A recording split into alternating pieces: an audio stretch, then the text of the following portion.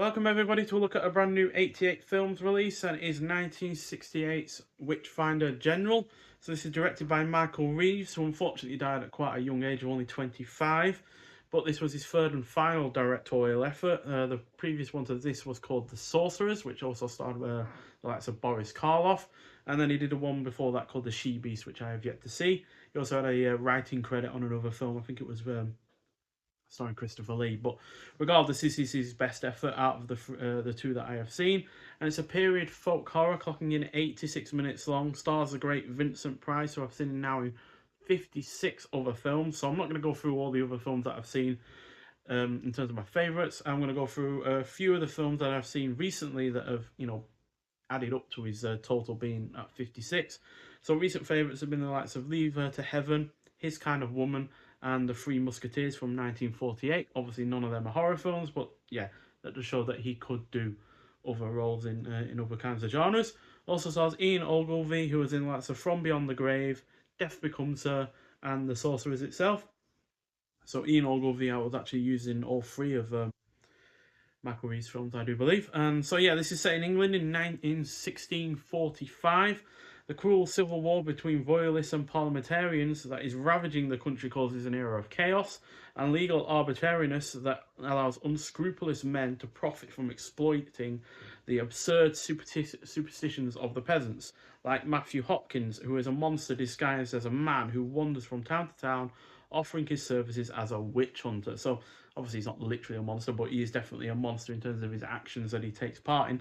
And yeah, tonally this is detached from what Price usually does, as it is far more violent, dark, and grounded in realism, while lacking some of the more light-hearted elements of his films before or after this release, because even when he would usually play a villain, he'd have some kind of charm to him.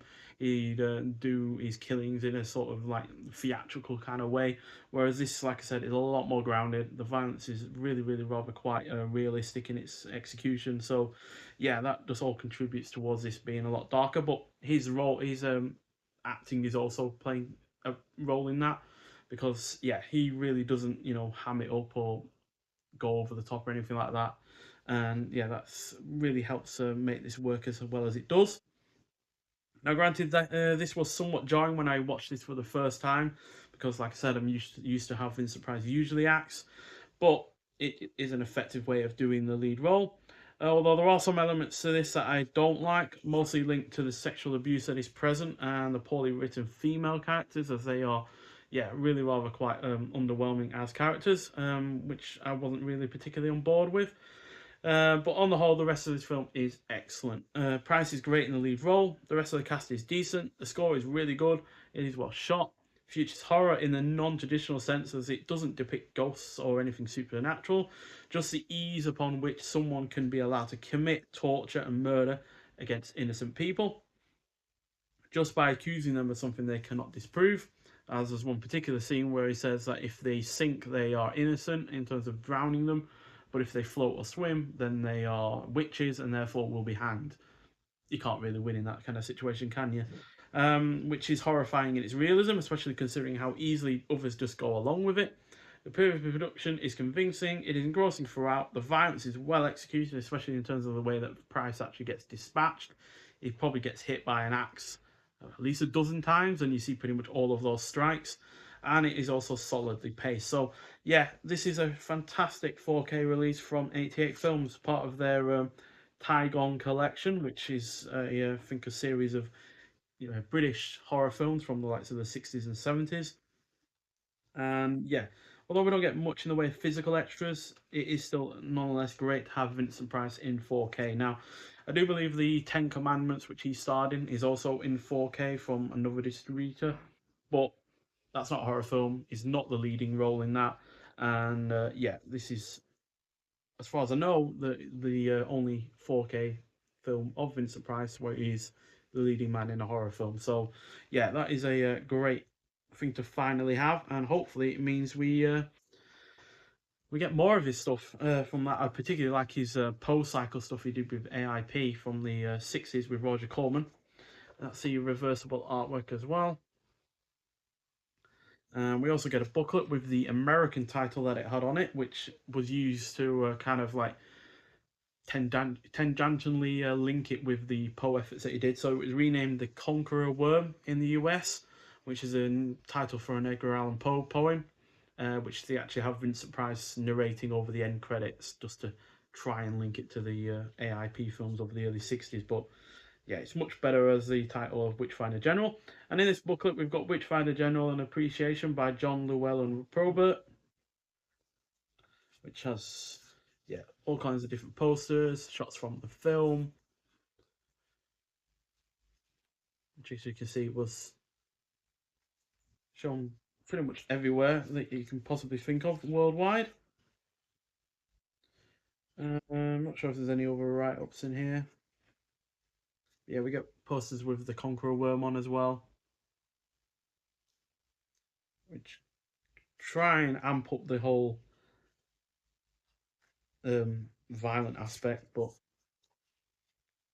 much of that doesn't happen. And there's Michael Reeves' first film, The She Beast, which I've yet to see.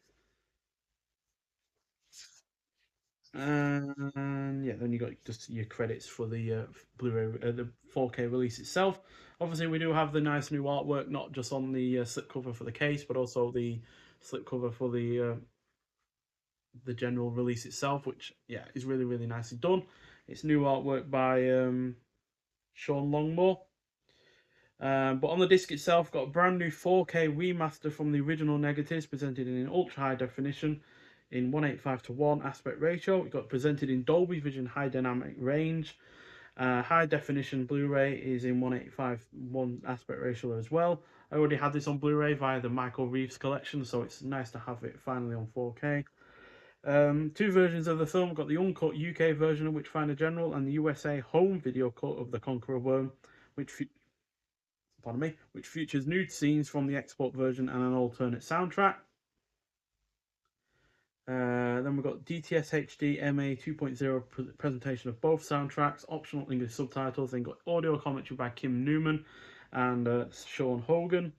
Then we've got Back on the Horse, Ian Ogilvy on Witchfinder General, Which Witch is Which, Adam Scoville on Witchfinder General, the editing of Witchfinder General, featuring interview with film editor Howard Lanning, then assistant editor Marion Curran, and assistant sound editor Jonathan Morris, alternate nude scenes, which were also in UHD, UK theatrical trailer, which is also in UHD, as well as the USA Conqueror Worm trailer, and all of the physical aspects that I've already shown here. So, yeah, overall, a superb film.